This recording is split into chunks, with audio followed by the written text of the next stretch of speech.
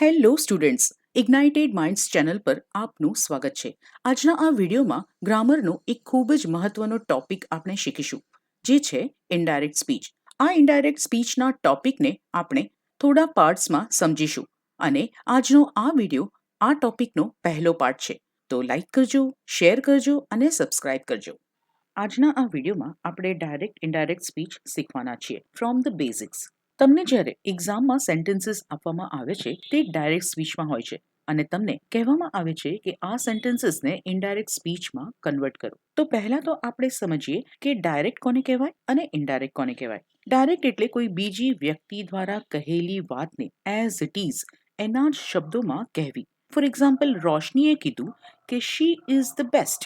She is the best આ words કોના છે? રોશનીના એક્ઝેક્ટ વર્ડ્સ કે હું સૌથી બેસ્ટ છું. This is direct speech. પણ આ જ વાતને હું બીજી રીતે કહું તો હું એમ કહું કે રોશનીએ કીધું કે એ સૌથી બેસ્ટ છે. અહીં મેં એ સેમ વાતને મારા શબ્દોમાં કહી. તો જ્યારે હું કોઈની વાતને મારા શબ્દોમાં રજૂ કરું ત્યારે એને ઇનડાયરેક્ટ સ્પીચ કહેવાય. ઇનડાયરેક્ટ સ્પીચમાં 5 પ્રકારના સેન્ટેન્સીસ હોય છે: assertive sentence, exclamatory sentence, interrogative sentence, imperative sentence, optative sentence. Speech સમજવા માટે આપણે આ સેન્ટેન્સને જોઈએ. Sam said to me I am hungry.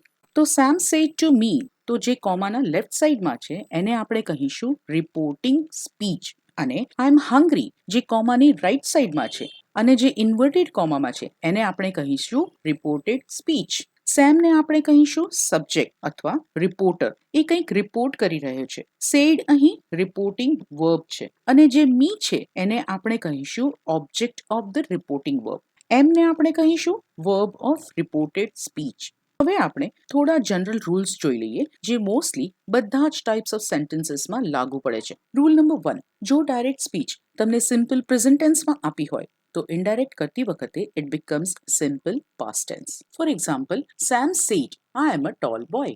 અહીં એમ જે એક વર્બ છે એનાથી આપણને ખબર પડે છે કે આ સેન્ટેન્સ પ્રેઝન્ટ ટેન્સમાં છે. તો આ સિમ્પલ પ્રેઝન્ટ ટેન્સ સેન્ટેન્સને આપણે કન્વર્ટ કરીશું સિમ્પલ પાસ્ટ ટેન્સમાં. તો Sam said that he was a tall boy. પણ કોઈ પણ સેન્ટેન્સ જો યુનિવર્સલ ટ્રુથ દર્શાવતું હોય અથવા એવી કોઈ વસ્તુ બતાવતું હોય કે હંમેશા એ ટ્રુ જ હોય તો એ ટાઈમમાં no changes are made in the tense of the verb. એટલે કે ઇનડાયરેક્ટ કરતી વખતે આપણે કોઈ જ ફેરફાર નથી કરવાના હોતા.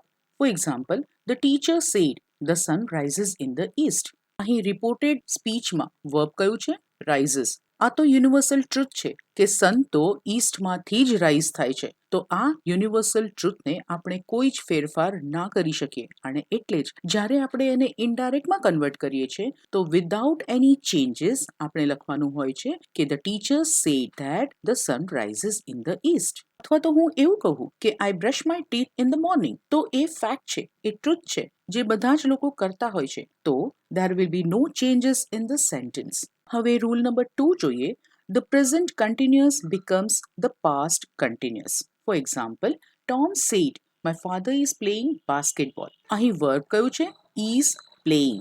જ્યારે વર્બની પાછળ ing લાગે ઇટ મીન્સ કે એ કામ હજી પણ આપણે કન્ટિન્યુ કરીએ છીએ. તો આપણે ઇનડાયરેક્ટમાં એને કેવી રીતે કન્વર્ટ કરીશું? આપણે કહીશું કે Tom said that his father ઇઝનું થઈ જશે was. His father was playing basketball. Now rule number 3, the present perfect becomes the past perfect. For example, he said, I have eaten breakfast.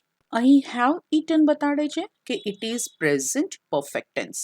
આપણે એને ઇનડાયરેક્ટમાં ચેન્જ કરીશું કે he said that he had eaten breakfast. Second sentence જોઈએ કે she said, I have done my homework. તો she said that she have નું થઈ જશે had. She had done her homework. Rule number 4, the simple past becomes the past perfect. For example, he said, I bought the watch from France. અહીં verb કયું છે? bought, જે past tenseમાં છે. તો we'll convert it to past perfect. કેવી રીતે? He said that he had bought the watch from France. અહીં had perfect tenseને denote કરે છે. રૂલ નંબર 5, અહીં થોડા વર્બ્સ આપેલા છે જે જ્યારે આપણે ઇનડાયરેક્ટ સ્પીચમાં કન્વર્ટ કરીએ તો મોસ્ટલી એને આપણે આવી રીતે ચેન્જીસ કરીએ છીએ. જેમ ઇઝ એમ પ્રેઝન્ટ ટેન્સમાં છે તો ઇટ વિલ બીકમ વોઝ. જો વોઝ છે જે પાસ્ટ ટેન્સમાં છે તો ઇટ વિલ બીકમ perfect કે had been.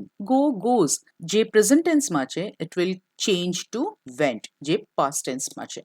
Has અને have જે present perfect tense બતાડે છે it will change to had જે past perfect માં છે.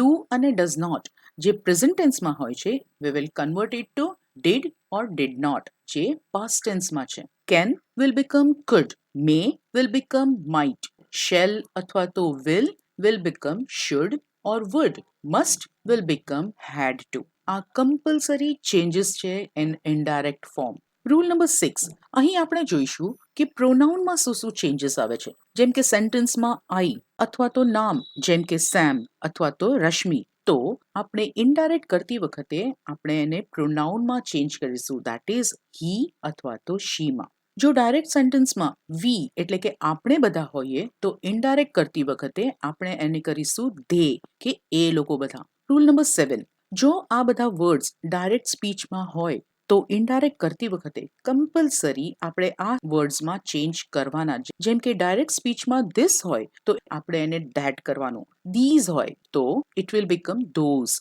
નાઉ હોય તો ધેન થશે, ટુડે હોય તો ધેટ ડે એટલે પેલા દિવસે, ટુનાઇટ હોય તો પેલી રાત્રે ધેટ નાઇટ, યસ્ટરડે હોય કાલ રાત હોય તો ધ પ્રીવિયસ નાઇટ થઈ જશે આગલી રાત, ટુમોરો હોય આવતીકાલ તો it will become the next day. Rule number 8 આપણે રિપોર્ટેડ સ્પીચમાં ક્યારેક જોઈએ છે કે સેન્ટેન્સમાં ક્યારેક સેડ લખેલું હોય છે, ક્યારેક ટોલ્ડ લખેલું હોય છે, તો એ વર્ડ્સનો ઉપયોગ કેવી રીતે કરવો.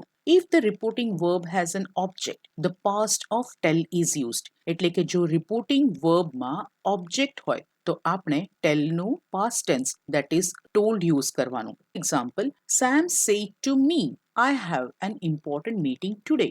તો અહીં સબ્જેક્ટ કોણ છે? Sam. And who is the object? Me. Sam કોને કહે છે? મી, મને. So me becomes the object of the sentence. Direct સ્પીચમાં જ્યારે આપણને ઓબ્જેક્ટ આપવામાં આવે છે તે વખતે આપણે ટોલ્ડનો ઉપયોગ કરીશું. Sam told me that he had an important meeting that day. હવે આ સેન્ટેન્સ જોઈએ. Sam said Tom is not well. તો આમાં ઓબ્જેક્ટ ક્યાં છે? કોને કીધું સેમે? એ આપણે સમજવાનું કે એણે મને કીધું, પણ અહીં મી દર્શાવ્યું નથી કે કોઈ બીજો પણ વર્ડ્સ નથી મૂકેલો.